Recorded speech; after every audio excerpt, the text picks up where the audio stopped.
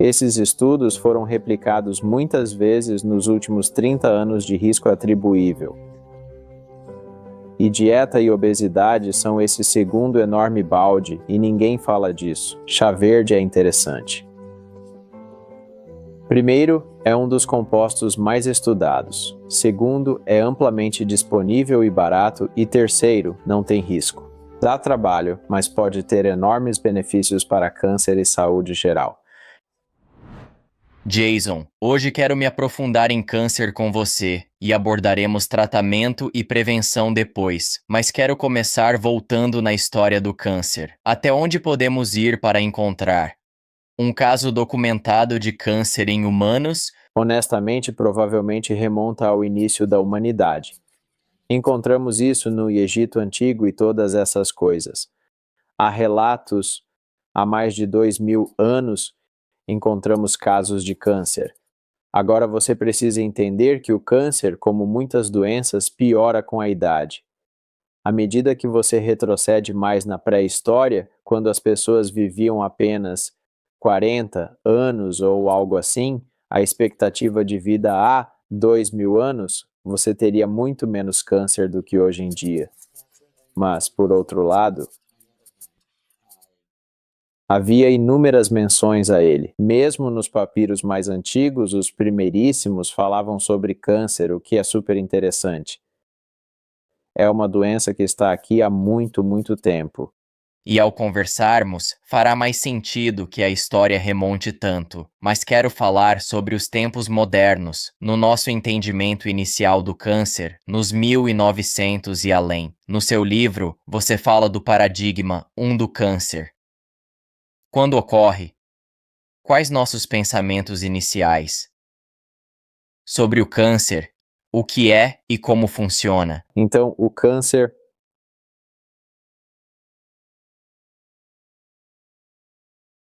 sempre houve a ideia de que é crescimento excessivo. Na era moderna, antes nos 1800, 1400, falavam de humores, mas não era científico. Na era moderna, a ideia inicial era que isso cresce demais. Era óbvio.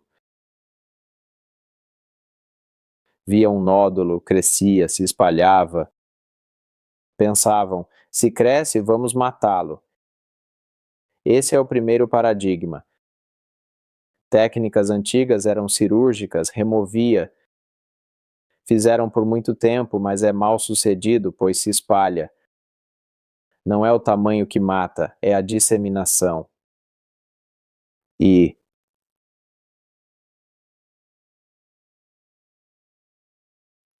na era moderna, vimos melhores formas de matar células. Mesmo o paradigma, formas mais sofisticadas de matar células, não só remover.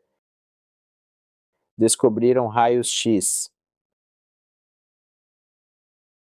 No início dos 1900, em poucos anos bombardeavam câncer de mama com raios-x. Interessante. Foi. O primeiro caso documentado de um estudante de medicina que decidiu apontar a máquina de raios-x para o câncer de mama. Felizmente havia algum tipo de tipo chá. Embalagem. Pegou a folha de alumínio e protegeu a pele. Essa foi a primeira radioterapia. Pode queimar com radiação, outra forma de matar células igual cirurgia. Na Primeira Guerra usaram gases mostarda como armas químicas. Notaram que mata certas células mais rápido, desenvolveram a quimioterapia. Tinha um paradigma. A forma de encarar o câncer. Como o problema de crescimento. A solução é matar. Remover, cirurgia, queimar, radiação ou envenenar, químio.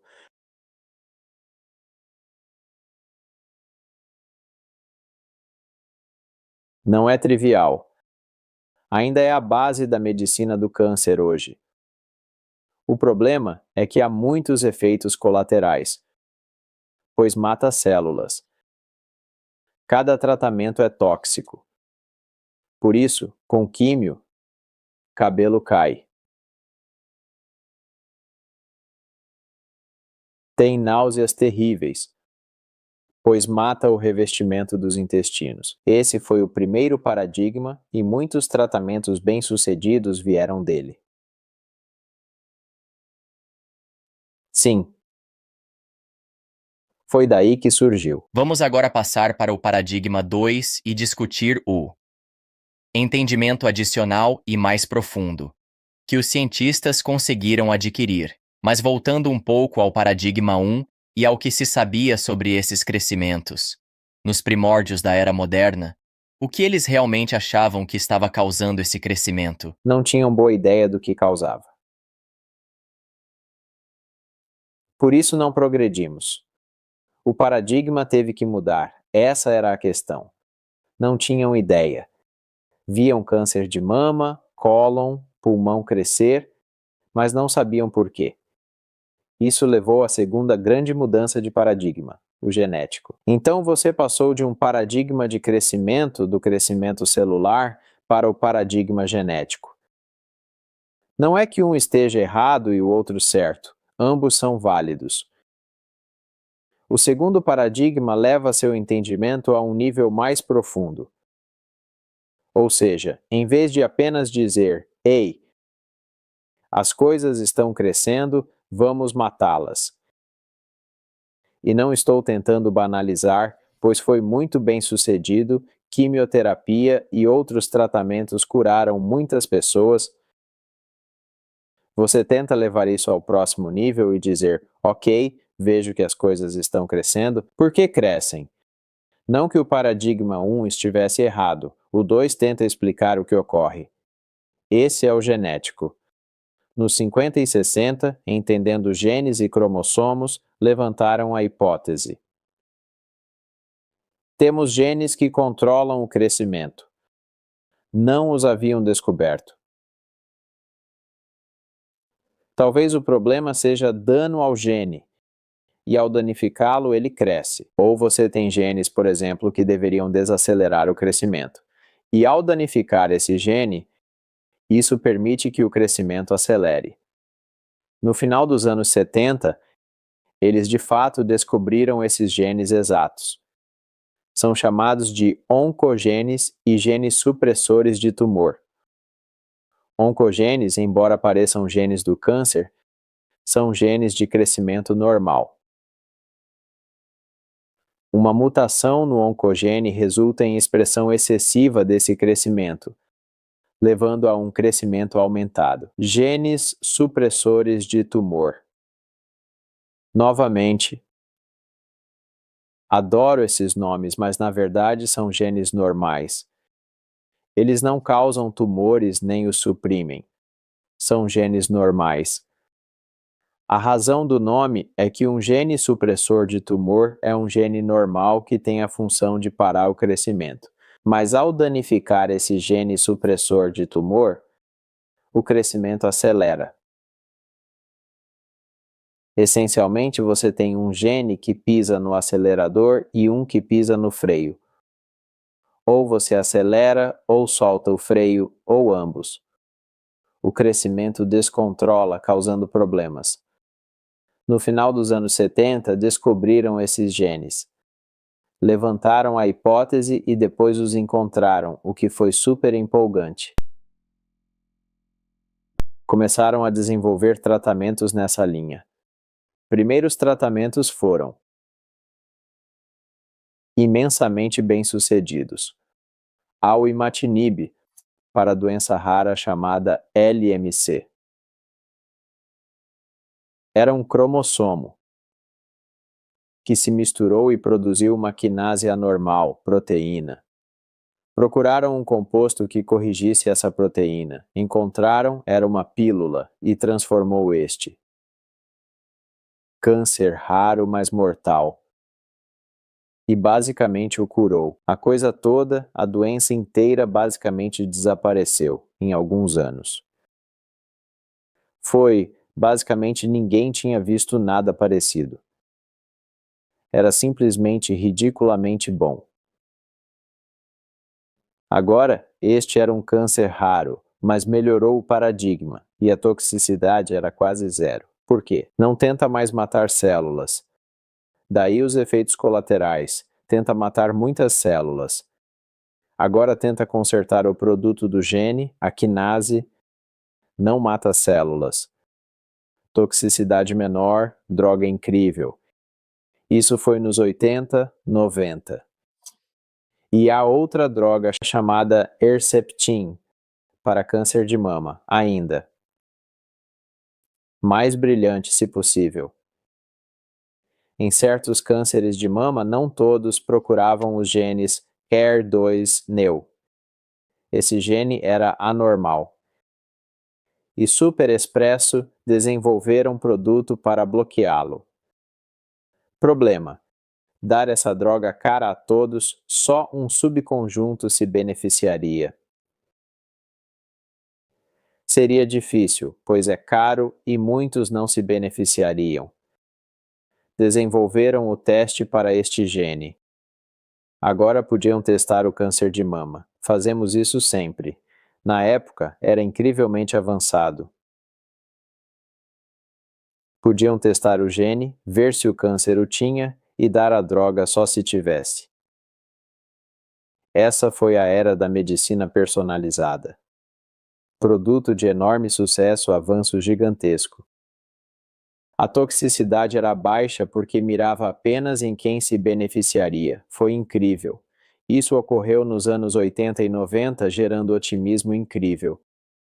Você mencionou essas duas drogas. Antes de prosseguir, estou curioso. Foram as primeiras tentativas de algo assim e acertaram em cheio, ou isso aconteceu mais para frente? Provavelmente porque começaram pegando a fruta mais fácil de alcançar. Pegaram os alvos mais acessíveis e diretos, não os casos mais difíceis, focando em um tipo específico de câncer por vez. Diziam: este câncer aqui, relativamente falando, parece um bom candidato para essa nova abordagem. É fruta fácil, por isso bem-sucedido, escolhe o mais fácil e acerta, mas só para aquele. Se tem outro câncer, não tem sorte, mas para quem tinha. É uma combinação. Grandes acertos, mas pegou os mais fáceis. Pegou as fáceis, não as difíceis. Ok, vamos seguir a história. Tiveram sucessos com cânceres mais fáceis de tratar assim. O que houve ao forçar limites e ir aos mais complicados? Sim, as pessoas ficaram impressionadas. Diziam, é incrível. E era. Nos 90 pensavam, é assim que curaremos o câncer. Temos este novo paradigma, que é o paradigma genético. São os genes que controlam o crescimento. Então, ao tratar uma doença, você tem que voltar à causa raiz, que é, de certa forma, não o crescimento, mas os genes, porque este novo paradigma era muito mais avançado. A ideia principal era pegar um tipo específico de câncer, digamos, um câncer de cólon, procurar as alterações nos genes, consertá-las de alguma forma e assim curar o câncer. Você procura por apenas uma ou duas mutações principais, que impulsionam aquele câncer específico e então as conserta. A princípio, isso não parecia tão difícil. Focando diretamente no problema genético, você encontraria a solução terapêutica. Isso coincidiu perfeitamente com o projeto Genoma Humano, que visava mapear todos os genes humanos. Terminou por volta de 2000. Era difícil na época, muito caro. Tecnologia nova. Hoje sequencie os seus genes por $150 em 2 dias. Sequencie os genes de qualquer um por preço ridiculamente barato. Mas foi um empreendimento multinacional. Levou milhões para uma pessoa nos anos 2000 e disseram, ótimo, isso vai, basicamente, mapear todos os genes de um ser humano. Procuraremos esses genes de crescimento consertá-los. Isso veio e se foi, e com o tempo viu-se que havia muito poucos genes para poucos produtos que funcionariam tão bem quanto aqueles primeiros acertos em cheio iniciais. E eles procuraram os defeitos genéticos do câncer. E o que houve foi que, quando começaram a procurar lá por meados dos anos 2000, eles começaram a perceber que não há apenas poucas mutações no câncer, existem centenas de mutações. Então, se você pegar uma pessoa com câncer de cólon, por exemplo, não é um gene que está defeituoso ou 2 genes que estão defeituosos. Você teria 70 genes defeituosos ou mutados. Então, o problema, tudo era diferente em pessoas diferentes. Se tivesse uma pessoa na clínica com câncer de cólon, a pessoa A tinha 70 mutações genéticas distintas. Pessoa B, com câncer de cólon idêntico, tinha 70, mas totalmente diferentes da A. Ridículo. Ao catalogar todas as mutações do câncer, o total de mutações no câncer é por volta de 7 milhões. Isso é provavelmente uma subestimativa. Provavelmente há 18 milhões de mutações no câncer.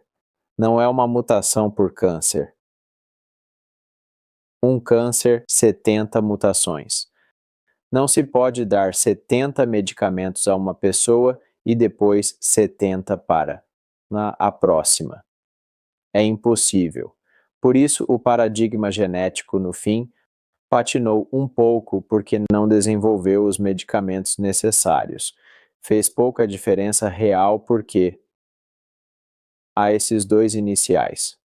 Mas mesmo em 2022, olhe os tratamentos genéticos do câncer e quantos medicamentos foram desenvolvidos que fizeram enorme diferença. São provavelmente uns 5, talvez 7 que fizeram grande diferença e nenhum com impacto revolucionário como aqueles 2 iniciais. O paradigma genético estava correto, claro, mas havia mais envolvido porque, de novo, não é que não houvesse mutações genéticas. Havia tantas mutações genéticas. Então aí, você meio que deu de cara num muro. E era aí que estávamos por volta de 2010, 2011. Estamos há 20 anos nesse paradigma genético. Toda empresa farmacêutica na Terra estava procurando por medicamentos genéticos nesse paradigma e ninguém achava porque são muitas. Não se mira nesse número de mutações. É como estar infestado de formigas e ter uma bazuca. Mata uma, mas há 10 mil a mais. Você é inundado por mutações que não pode tratar, pois não consegue desenvolver tantos medicamentos. Esse foi o ponto. Baixo. Após a mutação genética e a percepção, tem que haver algo mais. O que impulsiona essas mutações genéticas? Assim que cientistas perceberam, entramos num beco sem saída, sem o resultado que imaginamos. Qual a mudança de rumo a partir daí? Quando isso aconteceu? Aqui fica interessante. A história nos leva ao início dos anos 2010, eu acho. Esta é a mudança para o paradigma evolutivo do câncer, que a maioria nem percebe que estamos nele. O paradigma genético falhara, mas a maioria, 100% da pesquisa médica em câncer, focava no paradigma genético procurando mais genes. Você tem 6 milhões. Por que procurar mais? Não fazia sentido. Mas, no início dos anos 2010, o Instituto Nacional do Câncer pensou: isso não leva a lugar nenhum. Vamos pedir a outros para opinar sobre o câncer. Perguntaram a Paul Davis, astrofísico. Ele disse: não sei nada sobre câncer. Disseram: ótimo, pois pode nos dar ideias novas sobre o câncer. Muito. Perspicaz da parte deles, muito interessante. De qualquer forma, ele começou a olhar e pensar sobre o câncer e disse: há questões aqui. Uma, por que o câncer faz isso? Sabemos que mutações genéticas causam crescimento, mas o que fundamentalmente leva as células a mutar assim? O paradigma genético dizia que eram aleatórias. Isso é ridículo. Ideia maluca. É uma das razões principais para o paradigma genético desmoronar. É a teoria da mutação somática, que diz serem mutações aleatórias. Pegue o fumo, por exemplo. Fumar causa câncer de pulmão. Mas dizem que a fumaça causa mutações nos genes, mas não é direcionado. Não é terapia direcionada. Então, por que afeta o gene de crescimento? Diziam que é mutação aleatória. É que você dá tantos chutes ao alvo que eventualmente um deles atinge essa peça crítica. Se não dá todos esses chutes ao alvo por não fumar, não atinge o gene de crescimento. Talvez sem sorte o pegue, mas se toda essa fumaça causa dano e mutações, você dá milhares de chutes ao alvo todo ano, portanto, afeta este aqui. O problema é que o câncer não é aleatório, ou seja, se olhar uma pessoa com câncer de pulmão e outra, esses cânceres se comportam quase idênticos, têm a mesma aparência.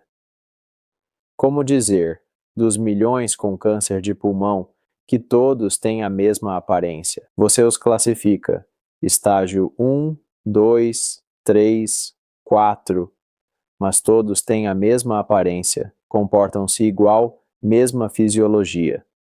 Se é verdadeiramente aleatório, como acontece? É como dizer: pinte um quadro. Aqui a tinta, pinte o que quiser. Você e eu pintamos o mesmo quadro. E diz: ah, é só aleatório.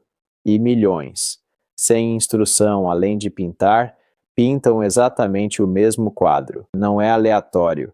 Em nenhum sentido. Pegue uma pessoa com câncer coloretal em 2022 na América, homem branco e um de 100 anos atrás. Do outro lado da Terra, mulher japonesa, sexo diferente, nacionalidade diferente e terão a mesma aparência, mesmo com mutações completamente diferentes. Como funciona? Como dizer que é ocorrência aleatória? Esse era um dos grandes problemas. A ideia de mutação aleatória não se encaixa.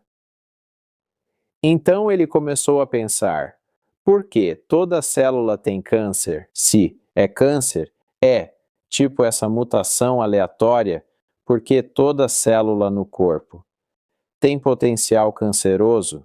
Não só isso, há cânceres em todos os animais. Cães, gatos, coelhos têm câncer. Até o organismo multicelular mais primitivo, chamado hidra, é uma daquelas coisas do ensino médio. Põe gota d'água, olha dentro, vê uma hidra, muito, muito primitiva. Encontraram cânceres até em hidras.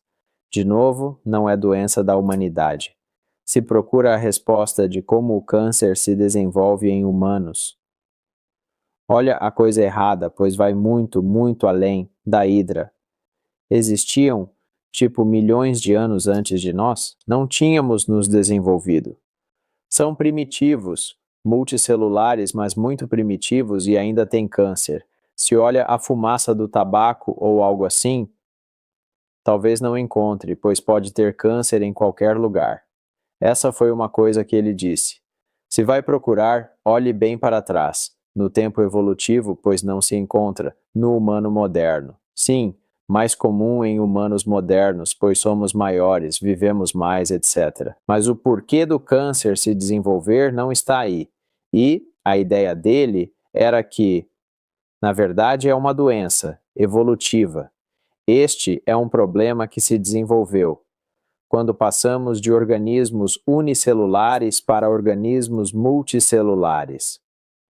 E é uma história um pouco complicada, mas essa mudança original de células únicas para múltiplas células é onde o câncer meio que se originou, porque há uma diferença tipo, organismos unicelulares versus organismos multicelulares, porque se você é uma célula única, você vai querer competir contra suas outras células, enquanto se vocês são organismos multicelulares, todos eles têm que cooperar.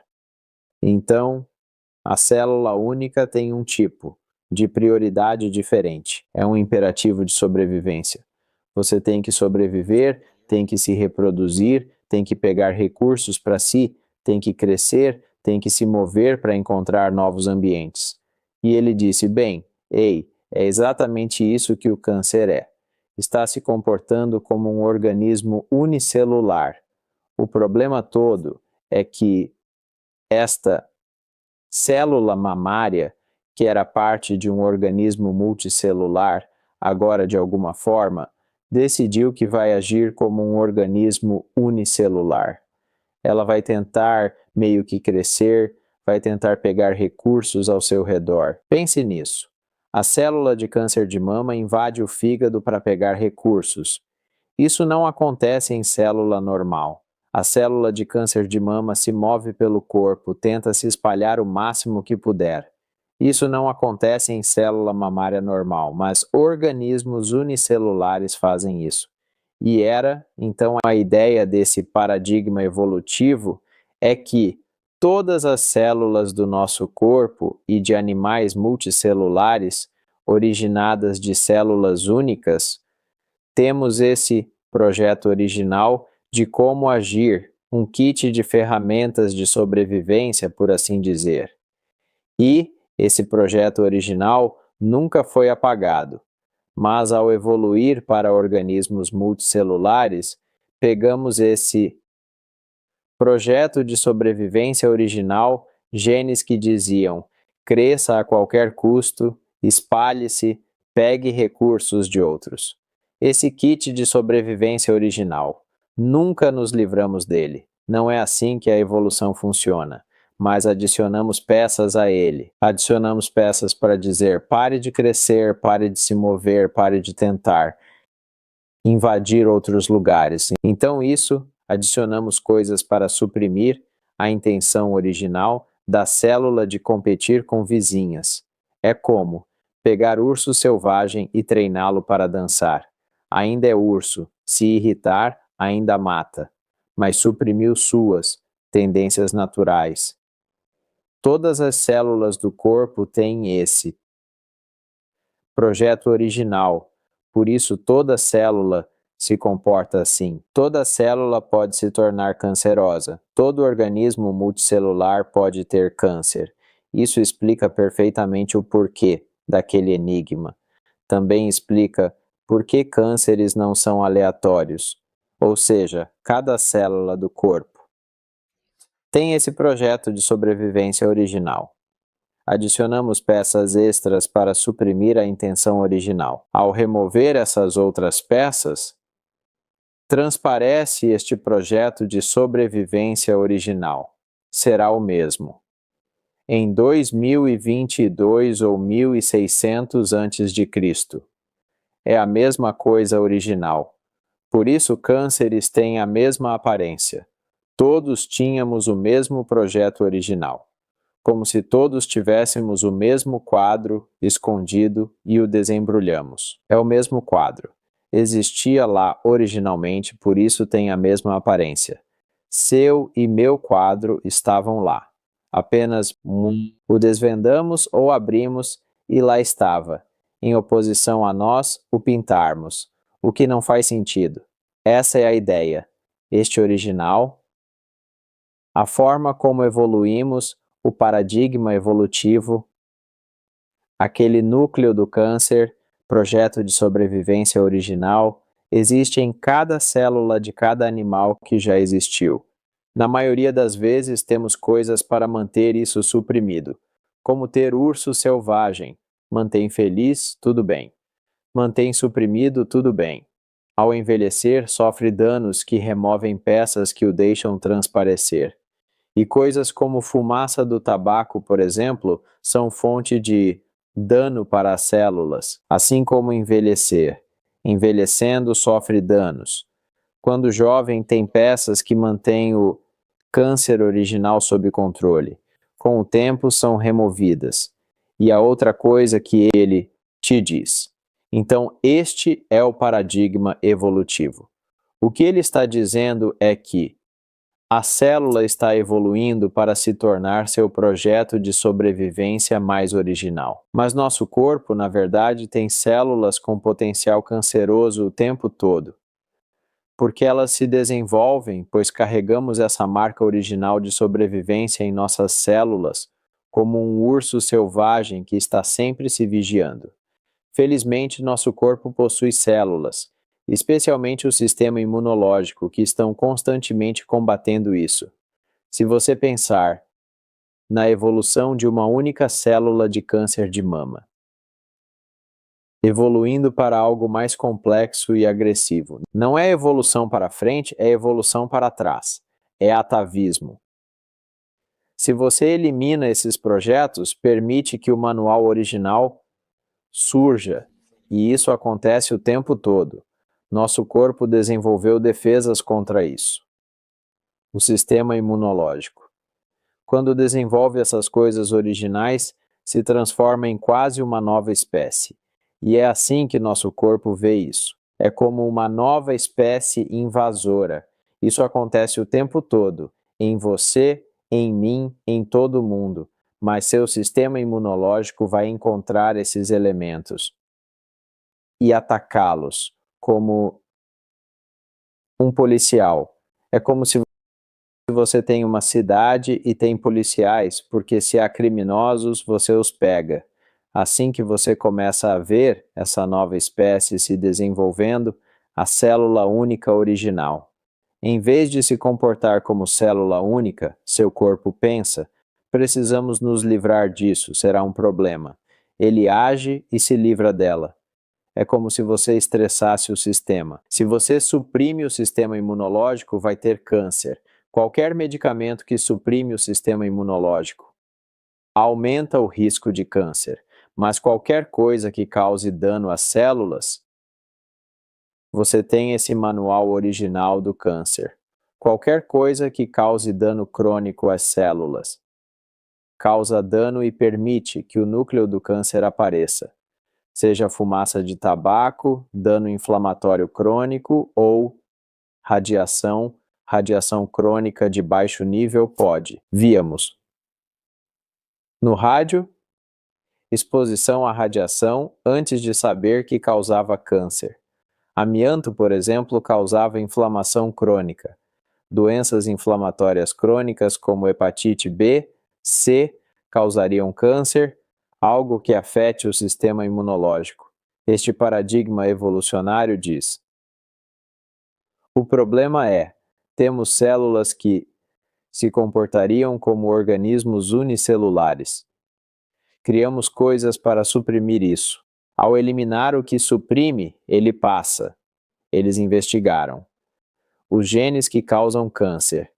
O interessante é que, em vez de dizer quais são os genes, eles olharam para os genes que sofrem mutação no câncer e olharam a idade evolutiva deles. Estão concentrados naquela transição de unicelulares para multicelulares. É impressionante. Todas essas mutações estão lá.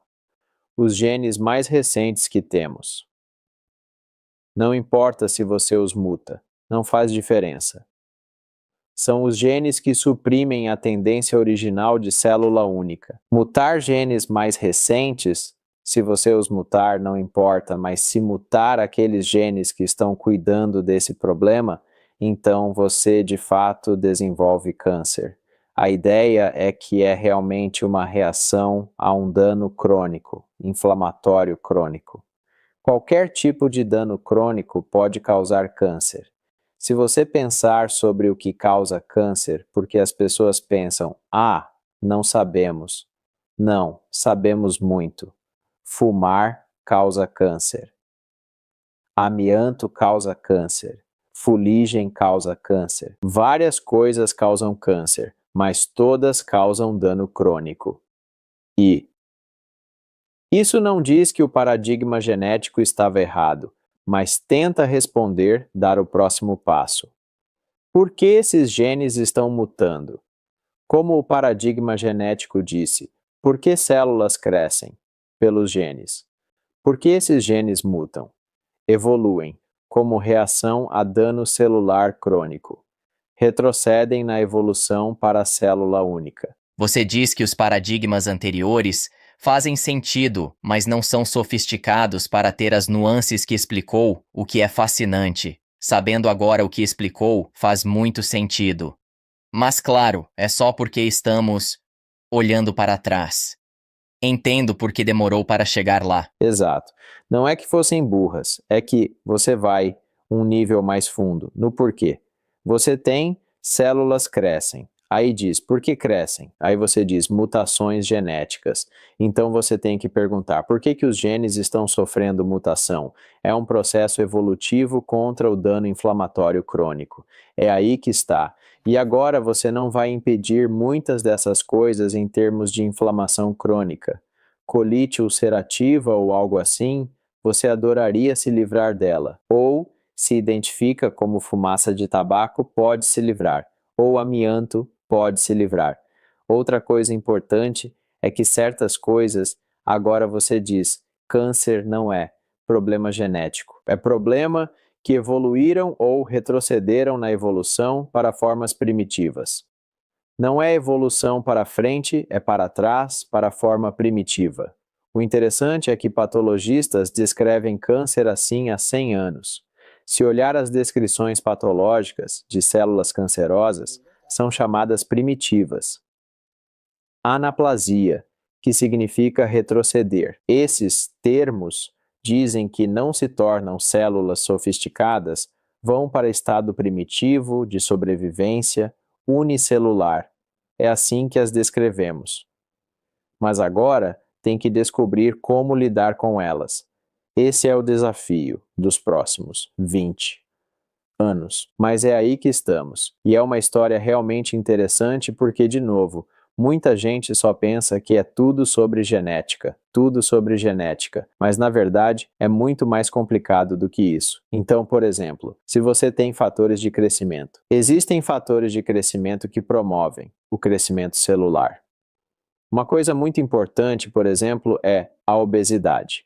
Se você tem excesso de insulina no corpo, a insulina é um fator de crescimento. E isso vai ter um papel significativo no desenvolvimento do câncer. Foi exatamente isso que descobrimos, desde meados dos anos 2000, digamos. O que começamos a perceber é que a obesidade é, na verdade, um enorme fator de risco para certos tipos de câncer. De fato, a Organização Mundial da Saúde identifica 13 tipos diferentes de câncer como câncer associado à obesidade. Então, de novo, a obesidade não causa doença genética, não causa mutações genéticas. Você já ultrapassou em muito o paradigma genético, porque se você está chamando isso de uma doença genética associada à obesidade, no passado você teria que dizer: então, como a obesidade causa mutações genéticas? A resposta é que não causa, obviamente, mas causa excesso de fatores de crescimento como insulina que ajudam o crescimento desses cânceres em desenvolvimento. Cânceres se desenvolvem em todos nós. Policiamos, mas sempre há cânceres se desenvolvendo, mas temos forças anticâncer muito fortes. Sempre há criminosos, mas há policiais. É isso. Geralmente policiais esmagam os criminosos. O mesmo. Normalmente temos câncer, mas muitas forças anticâncer fortes os esmagam. Se dá imunossupressores como prednisona ou suprime o sistema imunológico para doenças autoimunes, as coisas mudam e cânceres ficam à vontade. Com a idade, o mesmo. Tudo diminui com a idade. O sistema imunológico declina com a idade, o que permite aos criminosos fazerem isso. Outra coisa é que, com obesidade, você terá fatores de crescimento que ajudarão essas coisas a crescer. É tudo um equilíbrio. O câncer está presente em todo mundo. Isso é um pensamento totalmente diferente. Está presente em todas as nossas células. É, na verdade, esse equilíbrio entre pró-câncer e anticâncer. Normalmente, o anticâncer é assim. É o que pensamos. Aí dizemos, ok, bem, o sistema imunológico está lá para esmagar isso. O que fazer? Essa é a ideia da imunoterapia agora. É a próxima grande onda. Já está aqui. Se olhar como tratamos câncer, é grande. Uma das maneiras é que, de novo, pense em criminosos e policiais. Criminosos se escondiam, por isso sobreviviam, policiais não achavam. Uma forma que o sistema imunológico, que os novos imunoterápicos agem, é revelá-los para policiais acharem. É assim que algumas imunoterapias funcionam, destroem o escudo de invisibilidade que cânceres tinham. De repente, o sistema imunológico os vê, age e esmaga o câncer antes que seja problema. De novo. Paradigma totalmente diferente agora. O que tentamos fazer é não consertar problemas genéticos. Paradigma do câncer 1, crescimento, é matar. Células crescem, mate-as. Paradigma genético do câncer. Células mutam, encontrar curas genéticas. Agora estamos no paradigma evolutivo. Cânceres são espécie invasora. Matá-los com sistema imunológico. Fortalecer sistema imunológico. Descobrir como enfraquecê-los. Forma diferente de pensar e paradigma diferente que a maioria não reconheceu que vivemos. Mesmo na faculdade, muitos especialistas em câncer pensam tanto em tratamentos que não pensam sobre a história interessante de o que é câncer? O que é? É mais espécie invasora. Que problema de mutação genética? Não muda tanto a terapia, mas é forma interessante de pensar. Isso mostra múltiplas formas de atacá-lo, seja imunoterapia, fortalecer o sistema imunológico ou tentar se livrar de fatores de crescimento como obesidade. Sobre imunoterapia, falou como, é onde estamos como, modalidade usada. Para quantos cânceres podem usar? Onde está na linha do tempo de sua utilidade? Acho que estamos no começo, porque o paradigma evolutivo só se desenvolveu nos últimos, digamos, 8 ou 9 anos. É recente, desde meados de 2010. Conseguimos bons medicamentos, mas agora tentam desenvolver. Toda farmacêutica segue esse caminho. Veremos muito mais coisas empolgantes. Usam tecnologias sofisticadas como CAR-T, onde pegam suas células imunológicas, modificando-as para reconhecer o câncer. Se tem câncer coloretal, fizeram em próstata. Pegam suas células imunológicas, dizem, precisam fazer isso, enviam de volta. Como bomba inteligente e eliminam só o alvo, isso é impressionante. Tecnologia pode não estar disponível e é cara, mas falam em fazer agora, o que é incrivelmente interessante. Muitos imunoterápicos, muitos tratamentos do sistema imunológico estão começando. Estamos começando a ver. Estou otimista que veremos muito mais disso. Mas abre caminhos diferentes. Quando vê como problema evolutivo, espécie invasora, abre caminhos diferentes para pesquisa. Não é só sistema imunológico que pode mirar. Pode mirar fatores de crescimento, por exemplo. Sabe que câncer de mama adora insulina. Se reduzir insulina, pode se livrar. Também diz que, se tem um pouquinho de câncer, não precisa se livrar de todo, porque seu corpo tem o câncer, tem o anticâncer. Muitas vezes, achar câncer não significa removê-lo cirurgicamente. suas defesas são fortes. Se tirar, volta nesse nível baixo. Essa ideia de rastreamento, e há muita controvérsia nisso, na verdade. O rastreamento veio do paradigma genético. Achar câncer nos estágios iniciais, livrar-se dele e não se preocupar. Isso não acontece, não funciona.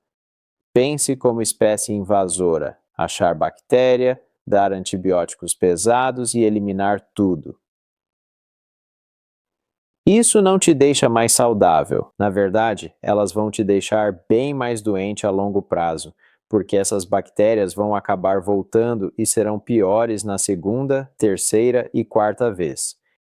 Então, nunca dizemos a alguém: precisamos eliminar todas as bactérias do corpo, porque existem bactérias boas e ruins e elas convivem bem.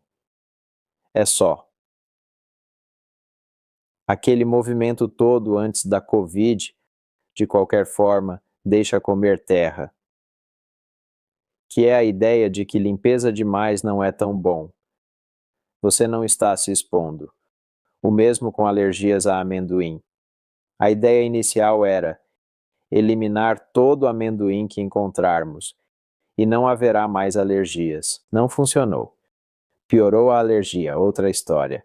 Como nunca expostas, era exposição de risco de vida, diferente de quem sempre teve baixa exposição, como na Tailândia, onde comem muito amendoim e não têm muitas alergias por serem expostos em baixo nível. Quando expostas, ficam um pouco doentes, não muito, diferente de ter contato uma vez e ficar muito doente podendo morrer. É a mesma coisa. Isso abre todas essas novas ideias, pois se eliminar todo o câncer que encontrar, arrancará pedaços de si. Não fará bem. O questionamento do rastreamento surge daí.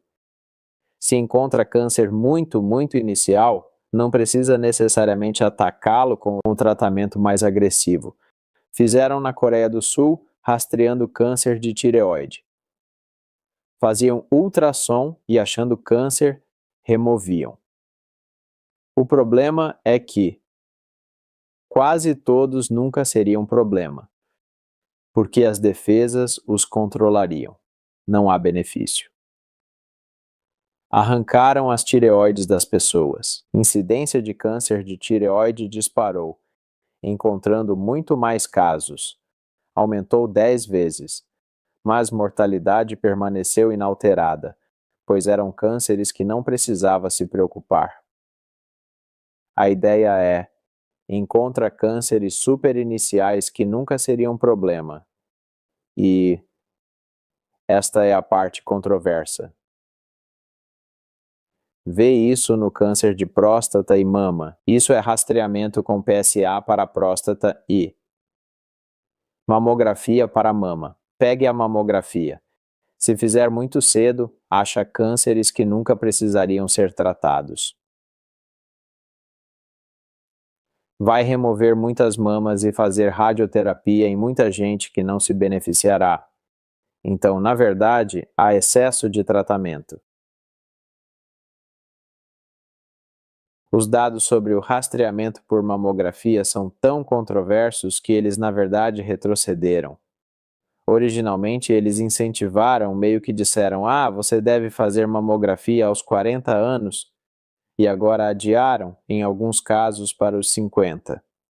Agora há muita controvérsia. Algumas pessoas acham que é bom, outras acham que é ruim. Mas isso vem da ideia de que encontrar cedo demais não é necessariamente algo com que você precise lidar, porque nós mesmos podemos lidar com isso. É mais por aí. Sim, é como encontrar uma bactéria na sua pele. Sim, tem bactéria na pele, mas e daí? Vai ficar tudo bem. Nunca será um problema. Então não remova isso. É uma forma interessante de ver que todas essas coisas começam a fazer mais sentido, porque se você adotasse o paradigma genético, ele diria: ei, se encontrar um câncer muito inicial, cuide dele na hora imediatamente, porque ele se tornará o pior. Não é necessariamente o caso. Voltando à tireoide, não falou deste aspecto. Há muitas camadas.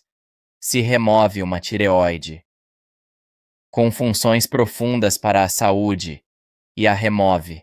O corpo não será tão saudável quanto antes, pois perdeu uma função vital. Com certeza. Além da camada de estresse, você estressa a pessoa. Isso aumenta o cortisol no sistema, causando resposta crônica ao estresse. Exatamente. Esta é a controvérsia. Tratamentos têm efeitos colaterais. Se fizer muitas lumpectomias e radioterapia para câncer de mama inicial, terá efeitos colaterais. Há efeitos cirúrgicos e da radioterapia. Benefícios devem superar riscos. Em algum momento,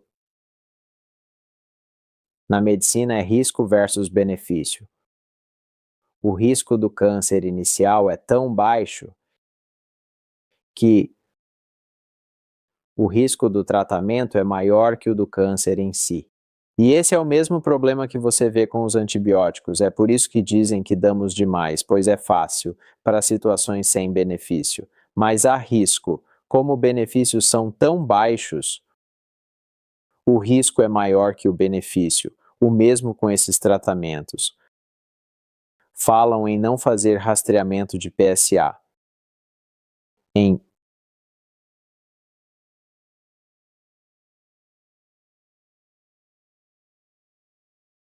adiar a idade da mamografia.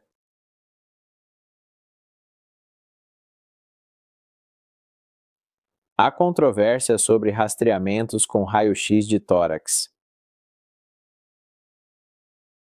Entende o fundamento olhando do ponto de vista evolutivo, não genético. Rastrear todos com TC todo ano a partir dos 10 faz sentido geneticamente, não faz sentido no paradigma evolutivo. Tocou num ponto bom. Queria chegar lá. Tratamentos podem contribuir para o câncer, as modalidades ou rastreamento. Isso me leva a algo fascinante no seu livro. Medicamentos contra o câncer, na verdade, causam câncer. Sim, essa é a parte interessante. Medicamentos originais contra câncer matam células. Químio, cirurgias, cortando, queimando com radiação, envenenando, isso é dano celular. No paradigma evolutivo, danificando células, elas evoluem para sobreviver ou voltam ao estado unicelular que tivemos, em resposta ao dano. Temos tratamentos que danificam células porque os projetamos para isso. Então, os próprios tratamentos, do primeiro paradigma, os mesmíssimos tratamentos que usamos para curar o câncer também causam câncer. E você não consegue entender isso até chegar ao paradigma evolutivo, o que é fascinante, porque se você pensar na quimioterapia, todos nós sabemos disso há 30 anos. Se você trata alguém com quimioterapia, como ciclofosfamida, você tem o que se chama de malignidades secundárias. Ou seja, você trata alguém para linfoma, 20 anos depois o risco de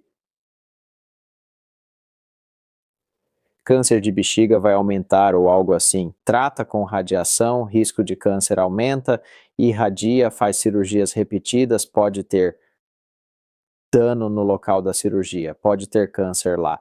Tratamentos para matar células e tratar câncer também causam câncer. Essa é a razão. Agora que entendemos este novo paradigma evolutivo, penso na ciência do câncer, onde médicos e cientistas estão. Honestamente, você é o único que ouço falar disso. O que quero dizer é que, para avançarmos na prevenção e tratamento do câncer e promover a ciência, precisamos estar alinhados com este novo paradigma. Estamos chegando lá? Como estamos nisso? Sim, é muito lento, e essa foi a razão pela qual me interessei tanto por este paradigma, porque enquanto lia sobre ele e meio que tropecei nele vindo do lado da obesidade, eu estava tentando entender por que a obesidade está associada ao câncer. E essa era uma pergunta muito interessante para mim, porque não fazia sentido, pois lembre-se, fui ensinado, fui criado no paradigma genético. Foi aí que minha formação médica se baseou e assim por diante. Então, a questão toda é que, lendo isso, percebi que, ei, a ciência tinha avançado muito além desse paradigma genético para este modelo evolutivo. Mas ninguém estava falando sobre isso. E acho que o que acontece é que há tanto dinheiro que foi investido neste paradigma genético. Ninguém quer admitir que isso não está totalmente correto. Superamos isso. Não estava errado, mas não estava certo e precisamos ir além. Quando dou palestras para oncologistas, eles não sabem nada disso porque ninguém quer falar sobre isso. Só querem falar de medicamentos para tratamento. Não querem pensar no que causa o câncer, o que acho o tópico mais fascinante. Eu acho que é o mais fascinante dos tópicos, na verdade. Isso conecta porque a obesidade é fator de risco, um dos maiores para o câncer. É estranho, pois, olhando para os anos 80, então, a conexão obesidade-dieta com câncer é muito problemática para o paradigma genético, porque dieta ruim não causa mutação em genes. Se tudo é mutação genética, então, dieta teria papel zero. Por quê? Dietas não causam mutação, não são mutagênicas. É muito problemático. Mas olhe estudos dos anos 80. Eles revisitaram e disseram: vamos ver o que causa câncer. Quanto podemos atribuir a cada coisa? Então, o maior fator de risco para o câncer era o fumo, de longe. 35% do câncer podiam ser atribuídos ao fumo. E havia um monte de coisas pequenas, então havia radiação e medicamentos e tudo isso que é tipo 2%. E então há outro fator de risco enorme, enorme, que era cerca de 30% do risco atribuível, e isso era a dieta. E ninguém queria tocar nesse assunto. Foi tipo, uau, ok, cuidamos da parte do fumo. Fizemos campanhas educativas, ou dizemos, não fumem. Dizemos que fumar causa câncer. Quantos não sabem? 0 fumantes não sabem que causa câncer. Simplesmente não se importam. Mas há outra categoria enorme, quase tão grande de risco atribuível.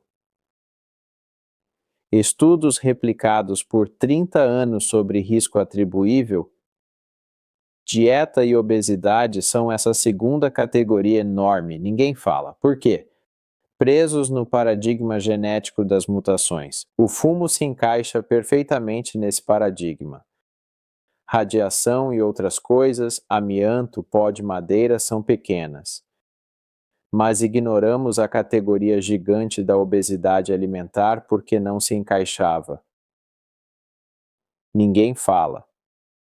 Provavelmente pelos efeitos promotores de crescimento de hormônios que favorecem o desenvolvimento do câncer. O câncer é o equilíbrio câncer versus anticâncer. Muita insulina, fatores de crescimento da dieta, empurra o câncer para cima, o anticâncer fica igual. Por isso o risco aumenta.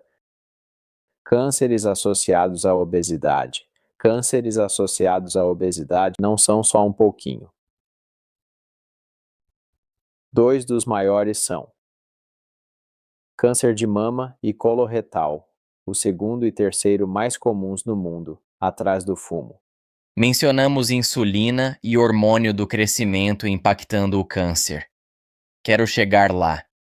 Antes, sobre alimentos não afetando genética, penso no sistema alimentar atual, com químicos em alimentos convencionais, pulverizados com pesticidas, herbicidas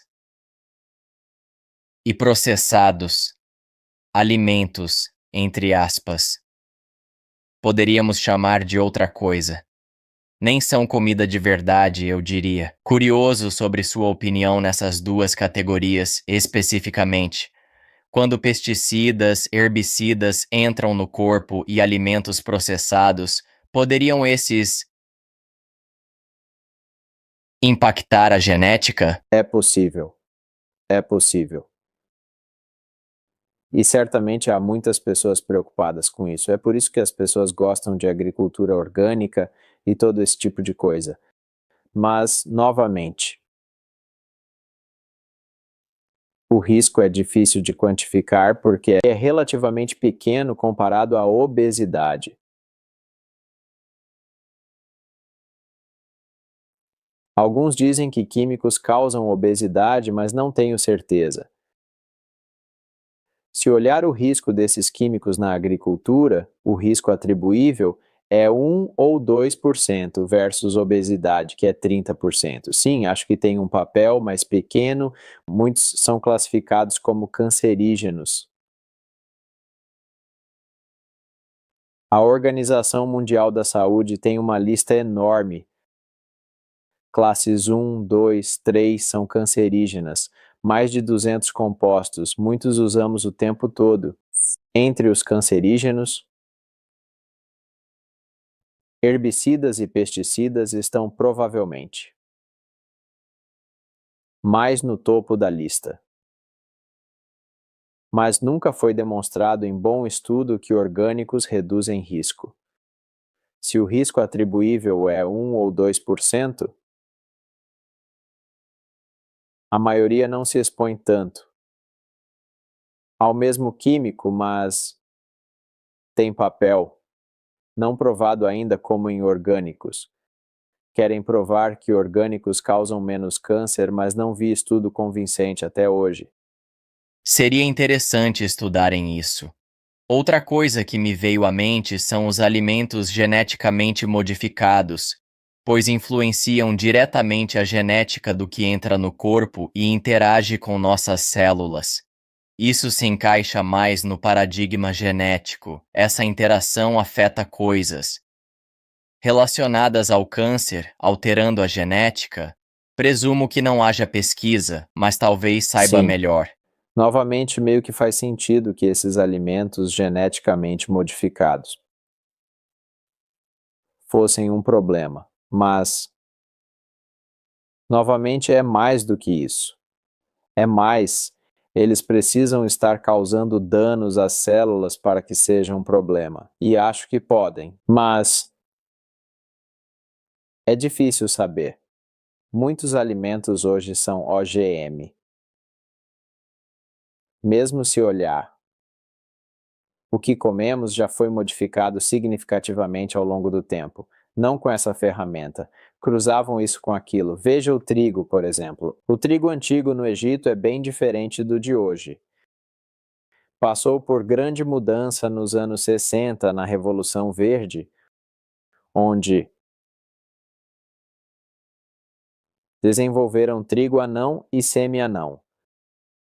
O trigo tem caule longo e pouco no topo, farinha. Caule inútil.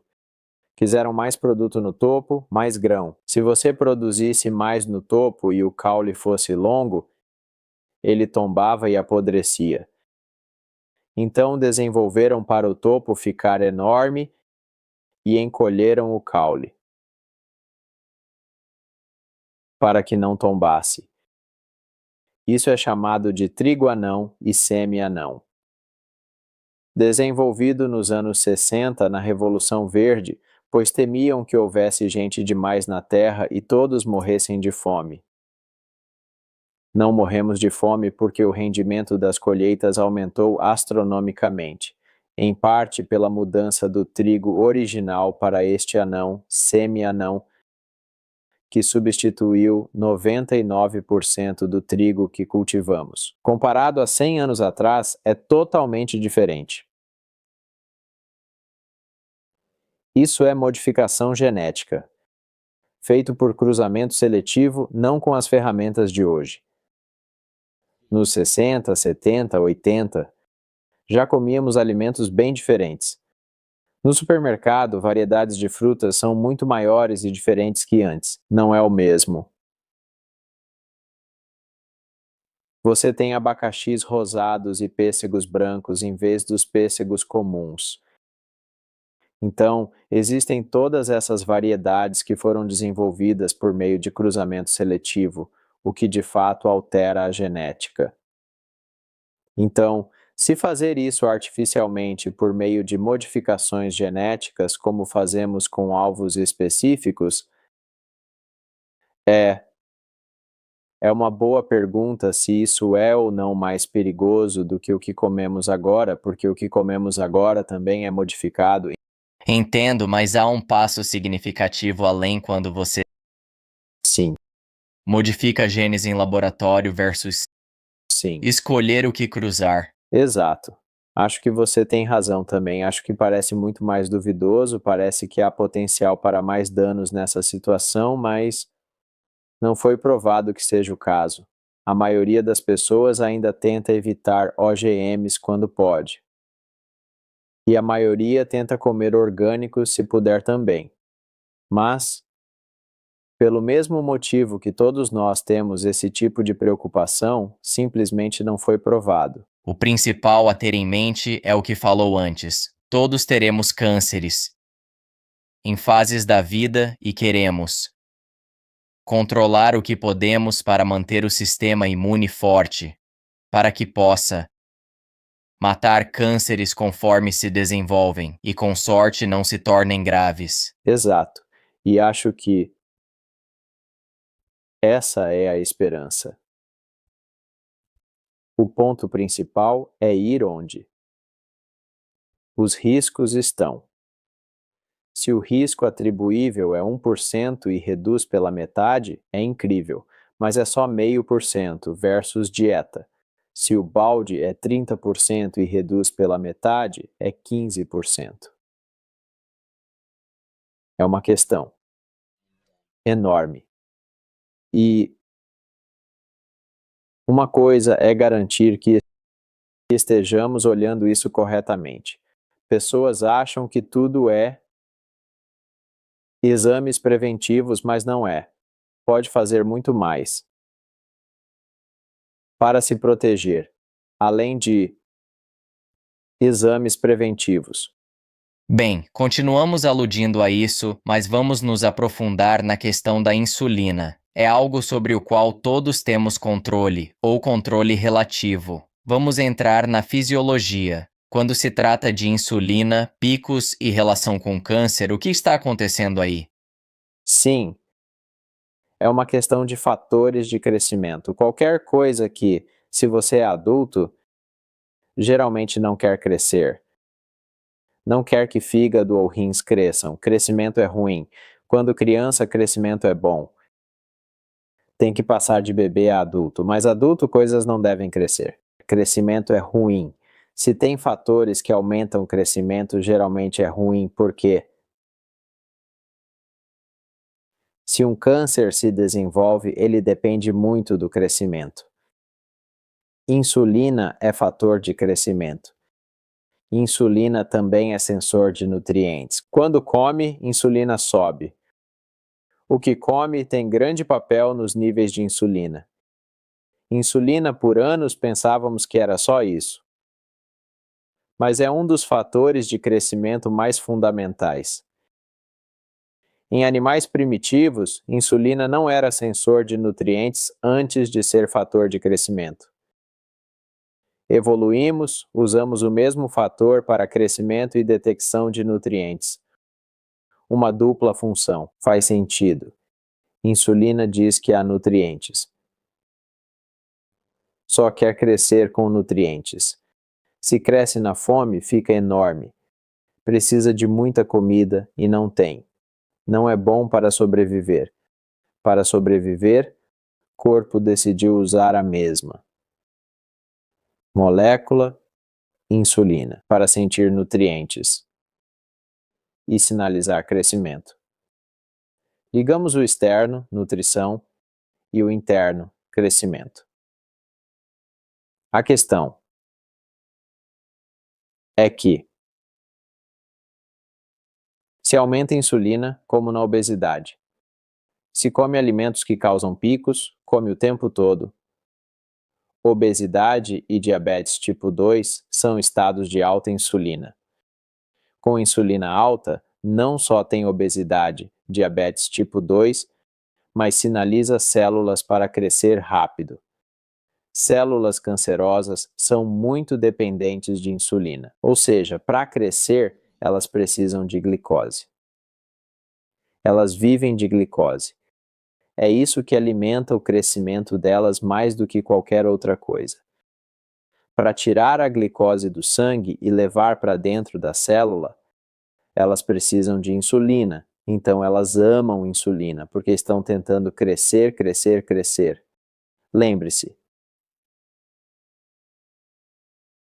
a célula cancerosa é como uma célula única. Quer crescer ao máximo às custas das vizinhas. Quer máxima glicose, produz máximos receptores de insulina, fica mais sensível que células ao redor para puxar insulina e glicose. Exemplo: câncer de mama. Células mamárias normais têm poucos receptores, não precisam. Células de câncer de mama têm toneladas. No laboratório, privar células de câncer de mama de insulina, elas morrem. Não sobrevivem sem insulina. Insulina é fator de crescimento. Removendo esse fator, não crescem. Cânceres como mama e coloretal dependem muito da insulina para crescer. Com insulina alta, a balança pende para o crescimento do câncer. Há um grupo no Equador com mutação genética, nanismo de Laron, que não sente a insulina. O curioso é que não tem insulina, não tem fatores de crescimento da insulina. São anões, baixos, mas não desenvolvem câncer. São quase imunes ao câncer. É louco. Parando detecção de insulina, livram-se do câncer. Então essa é uma coisa importante, e a razão é que podemos controlar. A insulina pelo que comemos. Podemos comer coisas que não causam picos de insulina. Comer outras coisas que não estimulam o crescimento. Fazer jejum intermitente que baixa a insulina. Lembre-se, insulina é sensor de nutrientes, então há coisas que você pode fazer que impactam seu risco, é isso. Isso afeta peso, claro, então pode ter ideia pelo peso. Então, sobre câncer e insulina, é só prevenção ou também para quem já tem câncer? Parece que são os dois. É para Os dois. prevenir e para quem está em tratamento? Principalmente prevenção.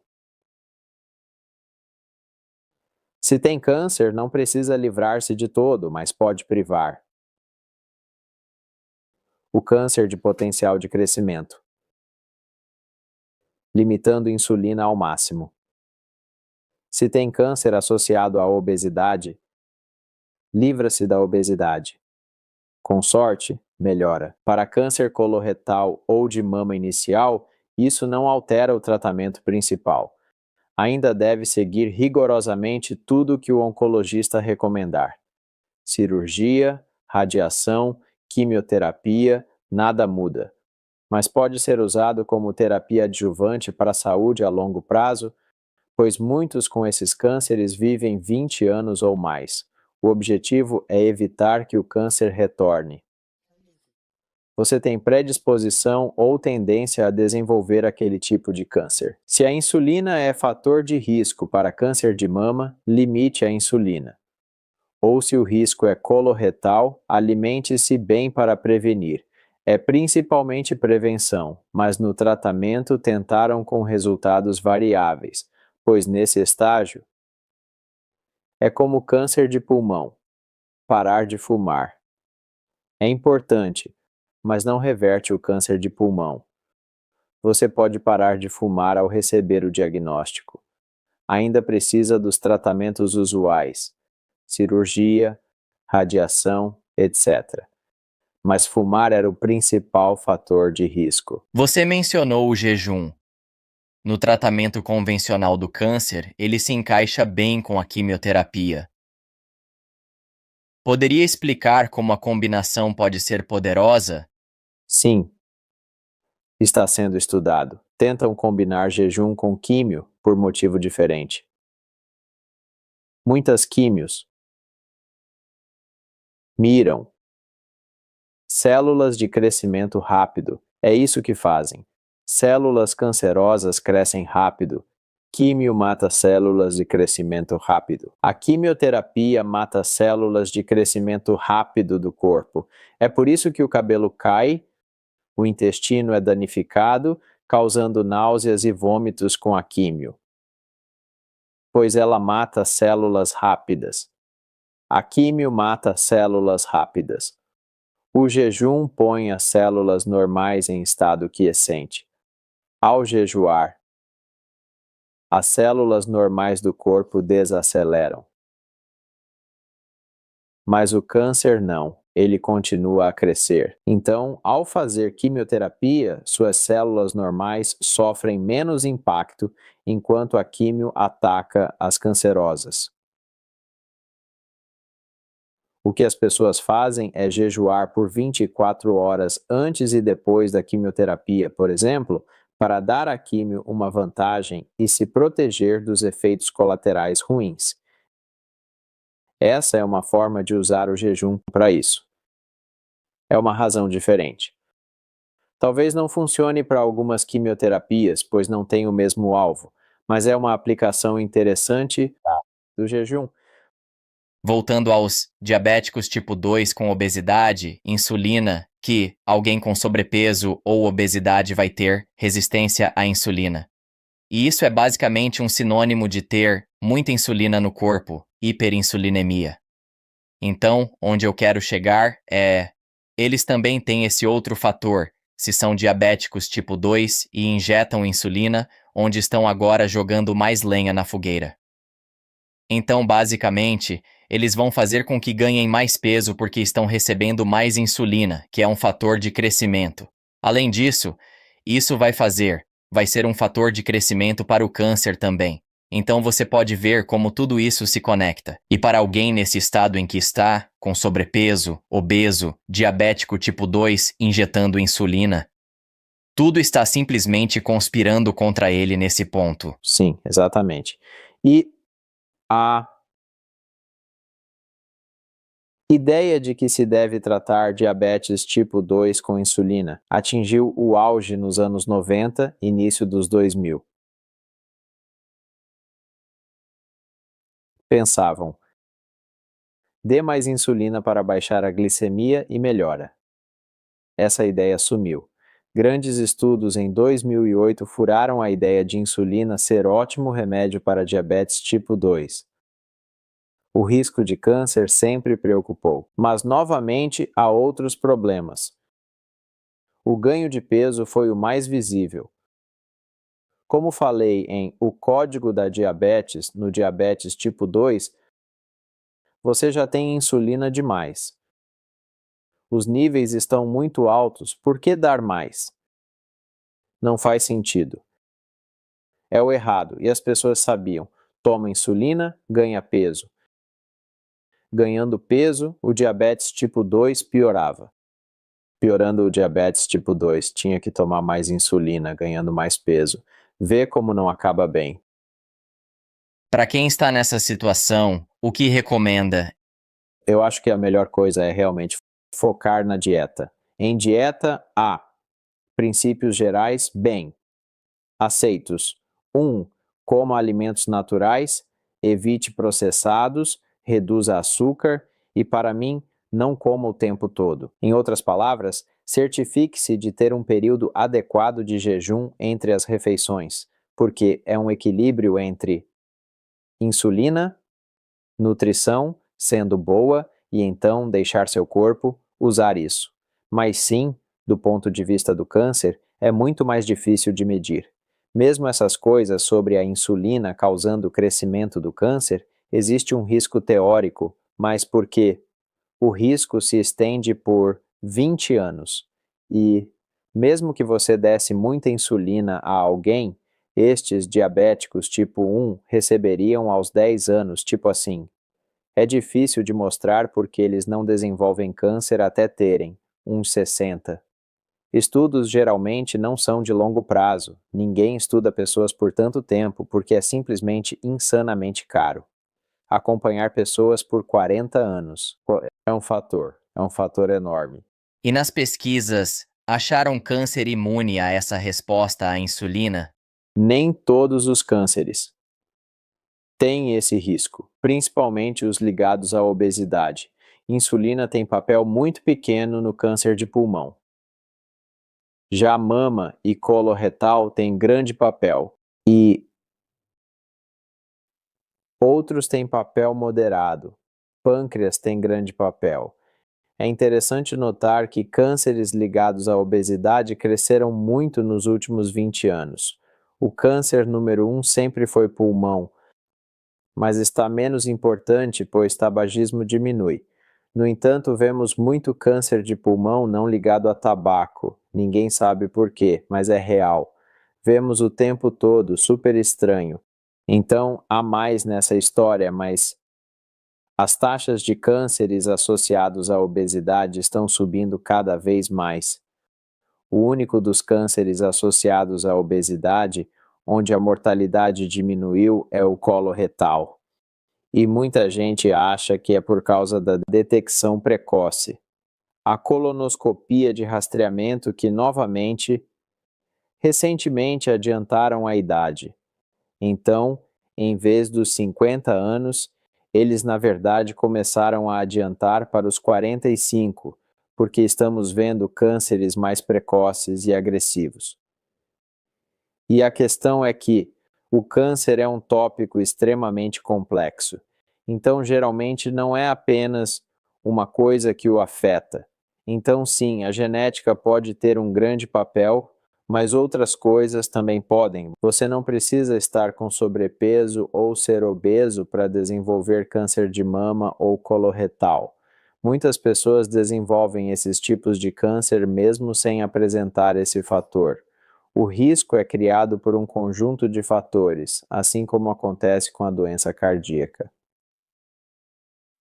O risco de desenvolver doença cardíaca não depende de uma única coisa. Há cerca de 10 fatores de risco principais para doenças cardiovasculares. Será o mesmo, embora importante focar nesses, não é a única coisa. Última coisa que quero ver é gente dizendo: tem câncer de mama, não comeu direito. E não é o caso.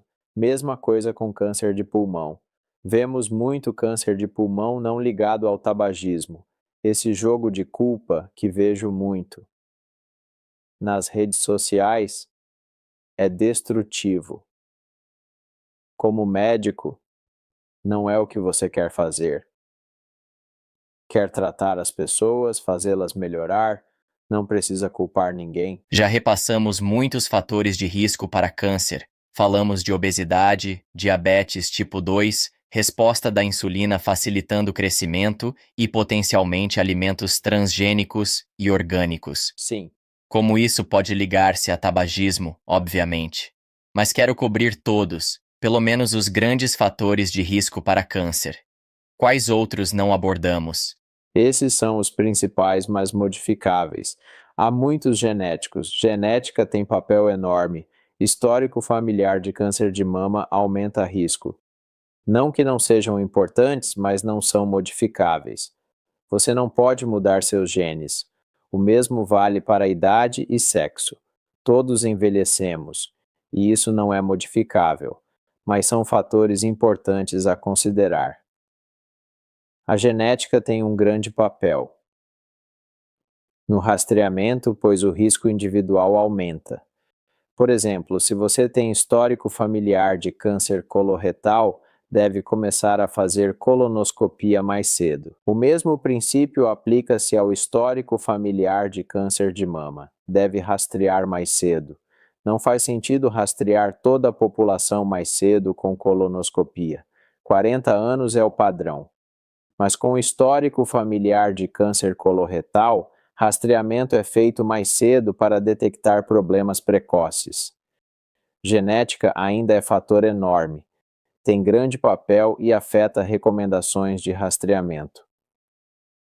Só não pode mudar seu comportamento, como parar de fumar, mudar dieta, evitar exposição a substâncias como amianto, poeira de madeira e outros agentes ambientais. Fumaça em geral. E sobre alimentos específicos? No livro, você menciona que chá verde pode ter efeito anticancerígeno. Existem outros alimentos ou compostos que podem usar preventivamente para pender a balança a favor da prevenção? Sim, pessoas sempre procuraram por isso. Termo quimioprevenção. A ideia é: algo previne câncer? Não houve muita coisa. Chá verde tem compostos. A maior pesquisa vem do Japão, onde bebem muito, e esse é basicamente o único composto com mais evidências, embora escasso. A questão do chá verde é que ele tem compostos que dizem ter sido associados a menos câncer. Pensando na relação risco-recompensa, ela é totalmente desproporcional. O risco de simplesmente beber chá verde é quase zero. Beber mais chá verde tem outros efeitos. Você tende a beber menos outras bebidas, o que é bom se for água, mas ótimo se for refrigerante. E além disso, há o potencial benefício direto do chá verde em si. Olhando para compostos, há coisas caras que vendem para prevenir câncer. A maioria tem menos dados que o chá verde, que você compra uma caixa no Costco, 100 saquinhos por $10, em oposição a coisas caras com menos dados. Chá verde é interessante. Primeiro, é um dos mais estudados. Segundo, está amplamente disponível e é barato. E terceiro, basicamente não tem risco, ao contrário de sair e comprar um frasco daquela coisa super cara que te dizem que vai prevenir o câncer e te custa $100 e você na verdade não tem ideia do que tem dentro. Pelo menos quando você vai a qualquer lugar, seu supermercado, e compra chá verde, é quase certo que você vai levar chá verde.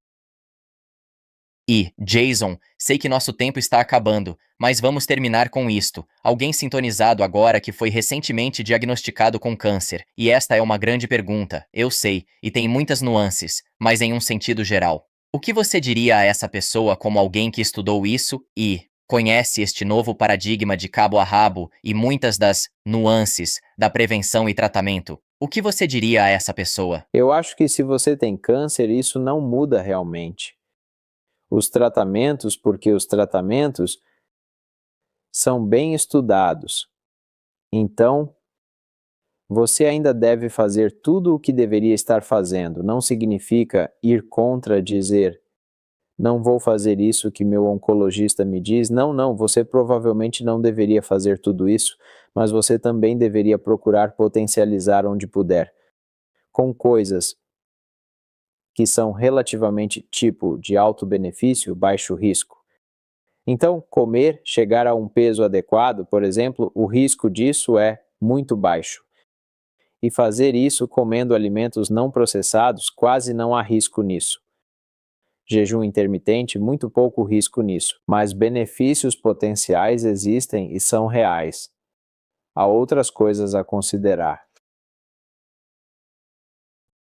Tipo, terapias adjuvantes. Adjuvante significa algo que adiciona aos tratamentos principais, químio, rádio, medicamentos. Parte não é bem estudada, mas não importa tanto se provou que funciona. Se não há risco significativo, por que não fazer? E isso inclui jejum com quimioterapia. Qual o risco? Se peso muito baixo, talvez não, mas se normal ou alto, há pouco risco em jejuar e talvez potencialize a químio. não há dados fortes. Mas não é se provou que funciona. É qual o risco e qual o benefício potencial. E se seu risco potencial é muito baixo, provavelmente deveria fazer. Há todo tipo de outras coisas. Coisas como chá verde. O risco é muito baixo. Por que não tentaria aumentar consumo de chá verde se isso te preocupa? Seu risco quase zero. Outros compostos talvez não. Questão é pegar coisas sem muito risco, com potencial benefício, e adotar, nem todas fáceis, como o peso normal, livrar-se do diabetes tipo 2. Não é fácil, é trabalho. Não digo, beba mais chá verde, pode ser parte, mas parte é mais difícil. Perder peso não é fácil. Parar insulina revertendo diabetes tipo 2 não é fácil. Parte dá trabalho, mas tem potenciais enormes benefícios, não só para câncer, mas saúde geral. Sim. Onde isso entra em jogo de forma mais clara, especialmente a perda de peso, é para pessoas sem câncer que querem prevenir ativamente. Como disse, há tantos benefícios para a saúde geral, que, para mim, é absolutamente fundamental buscar ser saudável e manter um peso saudável. Vamos terminar. Jason, obrigado por voltar. Link do livro, O Código do Câncer, redes sociais, tudo nas notas. Sempre um prazer. Obrigado. Muito obrigado. Certo, tchau. Agora que você terminou com o Jason, vai querer ficar por aqui e conferir minha conversa com o Fred, onde ele compartilha a história de como se curou do câncer. Te vejo lá. Então estou na frente do médico e ele me diz: ok, tenho más notícias. É um câncer. Quanto mais eu pesquisava, mais eu percebia que existe uma lacuna enorme entre